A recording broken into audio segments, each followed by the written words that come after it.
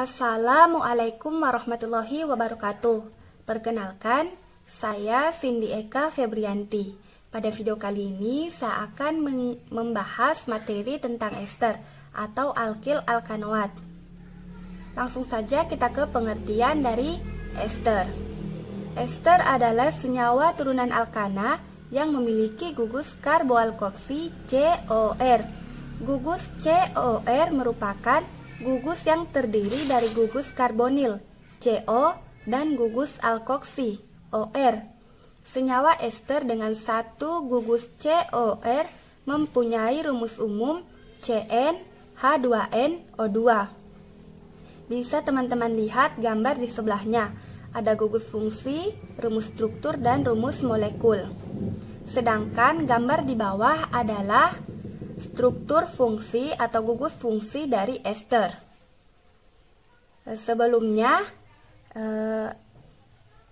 ester adalah nama trivialnya, sedangkan alkil alkanoat adalah nama IUPAC-nya. Selanjutnya adalah tata nama. Tata nama ester terbagi menjadi dua, yaitu yang pertama tata nama IUPAC.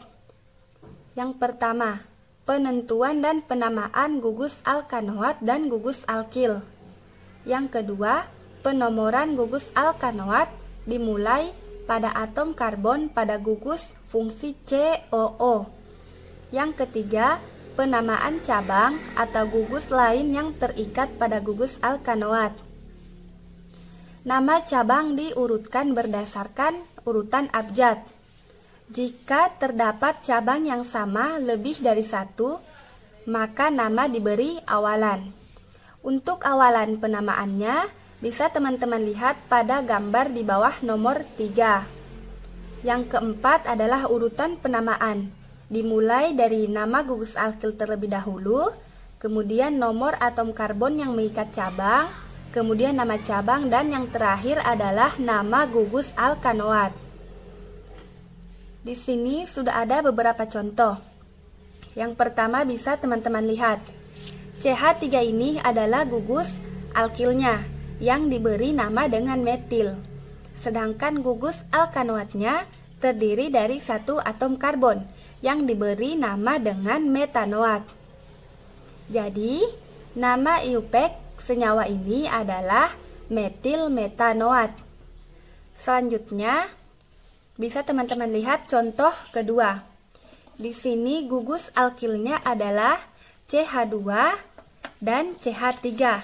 Sedangkan gugus alkanoatnya terdiri dari dua atom karbon yang diberi nama dengan etanoat.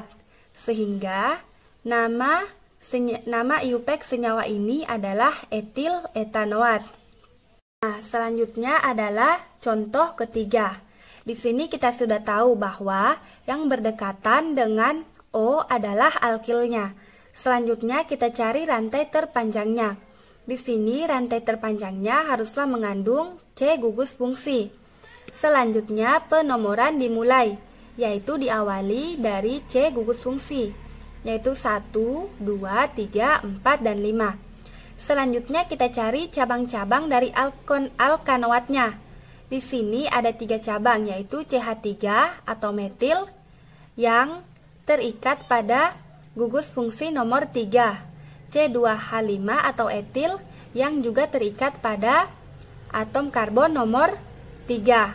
Sedangkan C3H7 atau propil terikat pada atom karbon nomor 2. Sehingga kita harus menulis awalan dari cabang-cabang tersebut karena sangat penting di penamaan dan disesuaikan dengan huruf abjad yang dimulai dari etil, kemudian metil, dan yang terakhir adalah propil. Maka nama IUPAC senyawa ini adalah sekunder butil 3 etil 3 metil 2 propil pentanoat. Selanjutnya adalah contoh keempat. Di sini bisa teman-teman lihat CH, CH3, CH3 merupakan gugus alkilnya. Sedangkan gugus alkanoatnya adalah rantai karbon dari C samping kiri ke bawah. Dan jika kita hitung, ini terdiri dari 7 rantai karbon. 1, 2, 3, 4, 5, 6, 7 dan diberi nama dengan heptanoat. Di sini kita lihat cabang-cabang yang terikat pada atom karbon, yaitu C2H5 terikat pada karbon kedua, CH3 terikat pada atom karbon ketiga dan kelima. Karena CH3 berjumlah 2, jangan lupa kita tambahkan dimetil.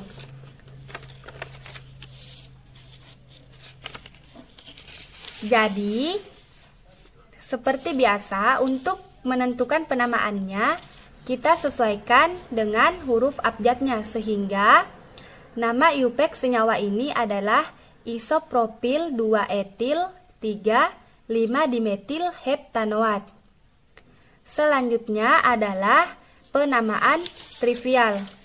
Penamaan trivial dimulai dari nama gugus alkilnya, kemudian nomor atom karbon yang mengikat cabang, kemudian nama cabang, dan yang terakhir adalah nama gugus alkanoat. Di sini bisa teman-teman lihat nama gugus alkanoat berdasarkan penamaan trivial. Di sini sudah ada contohnya. Bisa teman-teman lihat CH3 ini adalah gugus alkilnya yang diberi nama dengan metil. Sedangkan gugus alkanoatnya terdiri dari satu atom karbon yang diberi nama dengan formiat atau format.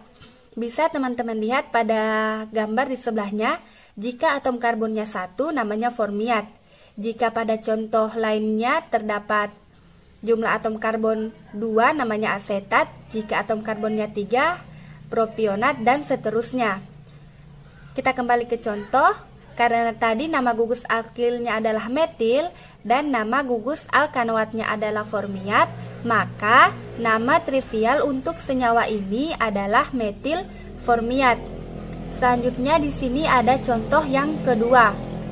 Bisa teman-teman lihat, CH2CH3 adalah gugus alkilnya yang diberi nama dengan etil.